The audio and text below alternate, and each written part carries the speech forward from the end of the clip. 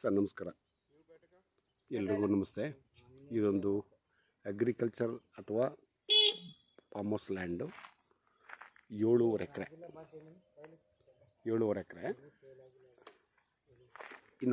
ನೋಡಿ ಇದು ಒಂದು ಮನೆ. ನೋಡಿ ಈ ಕಡೆಗೆ ಒಂದು ಮನೆ, 2 ಮನೆ ಇದೆ. ಕಲ್ಕಂಬ ಎಲ್ಲ ಆಗಿದೆ ಸಂಪೂರ್ಣವಾಗಿ. ಒಟ್ಟು 7.5 ಎಕರೆಗೆ. ಇದು ಪಂಪ್ ಸೆಟ್ ಎಷ್ಟಿದ್ದಾವೆ? ಬನ್ನಿ, 2 ಪಂಪ್ ಸೆಟ್ ಇದೆ. ಸ್ಟಾರ್ಟ್ ಮಾಡ್ಕೊಳ್ಳಿ.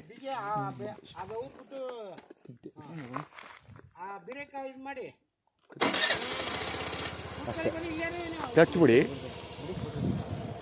ಅದೇ ನಿಧಾನಕ್ಕೆ ಹೋಗಿ.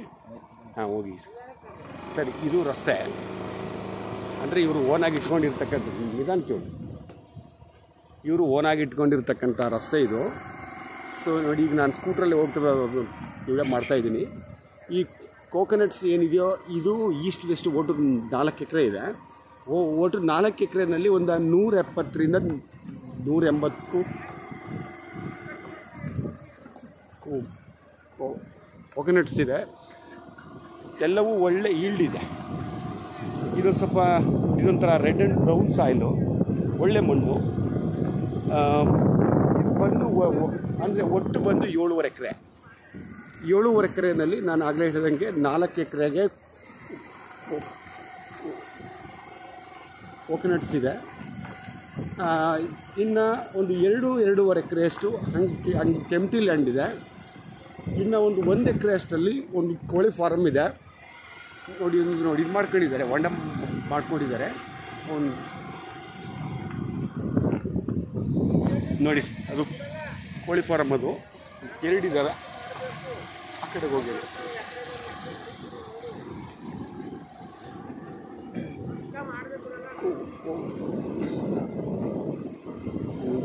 ಎಡಕ್ಕಿದ್ದಾರೆ.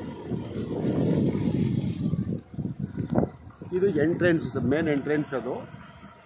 ಸೊ ಉಳ್ಳಿಪೇಟೆ NH ಇಂದ ಒಂದು ಅರ್ಧ ಕಿಲೋಮೀಟ್ರ್ ಒಳಗಡೆಗೆ. ನೋಡಿ ಇಲ್ಲಿ ಸ್ಲೋ ಮಾಡ್ತೀನಿ. ಕೋಳಿ ಫಾರಮ್ 2 ಇದೆ ಸರ್. ನೋಡಿ 2 ಇದೆ. ಸುಮಾರು ಒಂದು ಇಲ್ಲ ಅಂತಂದರೆ ಒಂದು 2-2 ಸಾವಿರ ಕೋಳಿ ಆ ಥರ ನೋಡಿ ಇಟ್ಕೊಬೋದು. ನೋಡಿ ಇದೊಂದು ಸ್ವಲ್ಪ ಎಂಟಿ ಲ್ಯಾಂಡು, ಮತ್ತು ಹಿಂಭಾಗಕ್ಕೆ ಒಂದು ಸ್ವಲ್ಪ ಎಂಟಿ ಲ್ಯಾಂಡು. ಅಂದರೆ ಓವರಾಲ್ ಒಟ್ಟು 7.5 ಎಕರೆನಲ್ಲಿ ಒಂದು 2.5 ಎಕರೆಯಷ್ಟು ಒಂದು 4, ಇದೊಂದು 5, ಒಂದು 2.5 ಎಕರೆಯಷ್ಟು ಈ ಒಂದು ರಸ್ತೆ ಮತ್ತು ಖಾಲಿ ಲ್ಯಾಂಡು 2 ಇದೆ. ಯಾಕಂದರೆ ಈ ಒಂದು ರಸ್ತೆಗೆ ನನ್ನ ಪ್ರಕಾರ ಒಂದು 1/3 ಎಕರೆ ಹೋಗಿದೆ. ಈ ಒಂದು ರೋಡ್ ಏನಿದೆಯೋ ಆ ಕಡೆ ರೋಡು ಈ ಕಡೆ ರೋಡು ಎಲ್ಲರಿಂದ ಒಂದು 1/3 ಎಕರೆ ಇದೆ. ಯಾಕಂದರೆ ಲ್ಯಾಂಡ್ ಒಳಗಡೆಗೆ ಅವ್ರು ಎಲ್ಲಿ ತನಕ ಇದೆ ಬೌಂಡ್ರಿ ಅಷ್ಟಕ್ಕೂ ನೋಡೇನೋ ಅಚ್ಚುಕಟ್ಟು ಮಾಡಿ ಇಟ್ಕೊಂಡಿದ್ದಾರೆ. ಕಲ್ಕಂಬ ಎಲ್ಲ ಆಗಿದೆ. ಉಳ್ಳಿಪೇಟೆ ಚಾಮರಾಜನಗರ ಹೈವೇ ಇದೆಯಲ್ಲ, ವಾಪಸ್ ತಗೊಳ್ಳಿ. ಉಳ್ಳಿಪೇಟೆಯಿಂದ ಚಾಮರಾಜನಗರ ಹೈವೇ ಇದೆಯಲ್ಲ, ಸೊ ಆ ಒಂದು ಹೈವೇಗೆ ಕೇವಲ ಅರ್ಧ ಕಿಲೋಮೀಟರ್ಷ್ಟು ಅಂತರ ಆಗುತ್ತೆ. 2 ಕೋಳಿ ಫಾರಮ್ ಇದೆ, ಫಸ್ಟ್ ಕ್ಲಾಸ್ ಆಗಿದ್ದಾವೆ. ಹಿಂದೆ ಇದು ರೆಡ್ ಆ್ಯಂಡ್ ಬ್ರೌನ್ ಸಾಯಿಲು. ಈ ಪಂಪ್ ಸೆಟ್ ಇದೆ 2, ಆಯಿತಾ. ಜೊತೆಗೆ ಇವರು ಹೋಗಿ ಆಚೆಗೆ ಹೋಗಿ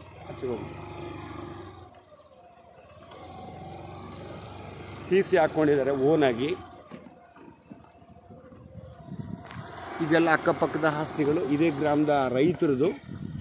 ಇಲ್ಲಿ ಮಾಡ್ತೀನಿ ಅಂತಂದರೆ ಈ ಒಂದು 7.5 ಎಕರೆ ಅಲ್ಲದೆ ನೋಡಿ, ಇದು ಹೈವೇಯಿಂದ ಎಂಟ್ರೆನ್ಸ್ ಆಗ್ತೀವಲ್ಲ, ಇಲ್ಲ ನೋಡಿ, ಒಂದು ಹೈವೇಯಿಂದ ಎಂಟ್ರೆನ್ಸ್ ಆಗ್ತೀವಲ್ಲ ಆ ರಸ್ತೆ ಇದು. ಹೈವೇಯಿಂದ ಪಕ್ಕ ಅರ್ಧ ಆಗುತ್ತೆ ನಿಮಗೆ.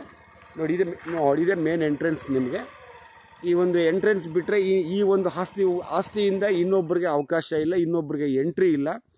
ಅಕ್ಕಪಕ್ಕ ನೋಡಿರ್ತಕ್ಕಂಥ ಈ ಗ್ರಾಮದ ಏನೊಂದು ರೈತರ ಆಸ್ತಿಗಳ ನೋಡಿ ಅಷ್ಟೇ. ಜೊತೆಗೆ ಅಕ್ಕಪಕ್ಕದಲ್ಲಿ ಈ ಗ್ರಾಮದ ರೈತರು ಕೂಡ ಪಂಪ್ ಸೆಟ್ ಮಾಡಿಕೊಂಡು ಆಲ್ಮೋಸ್ಟ್ ಎಲ್ಲ ರೀತಿಯ ಟಾಪ್ಗಳನ್ನು ಇಟ್ಕೊಂಡಿದ್ದಾರೆ. ಆಯಿತಾ. ನೋಡಿ ಇವರು ಅರಿಶಿನ ಬೆಳೀತಾರೆ, ಬಾಳೆ ಬೆಳೀತಾರೆ, ಮತ್ತು ಈರುಳ್ಳಿ ಹಾಕ್ತಾರೆ. ಅಂದರೆ ಇನ್ನೊಂದು ವಿಚಾರ ಏನಂದರೆ ಈ ಭಾಗ ಸಂಪೂರ್ಣ ರೆಡ್ ಸಾಯಿಲು.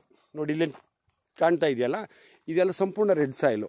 ಈಗ ಅಲ್ಲಿ ಪ್ರೆಸೆಂಟು ಇದು ಬಂದು ಇದು ಬಂದು 7.5 ಎಕರೆ ಕೆರಿಡ RTC.